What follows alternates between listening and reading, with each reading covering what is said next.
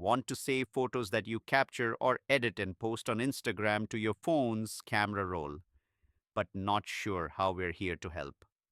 I'm Jessica, and in this video, I'll show you how to save photos from Instagram to your camera roll.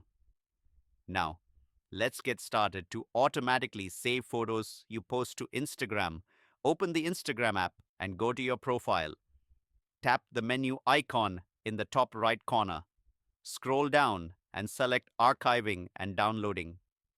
Then tap the switches labeled Save Original Photos and Save Story to Camera Roll. When these are enabled photos and videos, you capture, edit, and post to Instagram in your feed, and stories will be saved to your device's camera roll. If you're looking to save a photo you already posted before enabling this setting, your only option is to screenshot the photo and then crop it down to size. There is no download option for already published photos or photos posted by others. That's all it takes to save photos from Instagram. To learn how to download Reels from Instagram, check out this tutorial next. Click the video on your screen now to watch.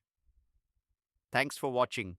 If you found this video helpful, we'd love it if you'd hit the thumbs up button below and subscribe to our channel. We put out great new tech tutorials like this one every day.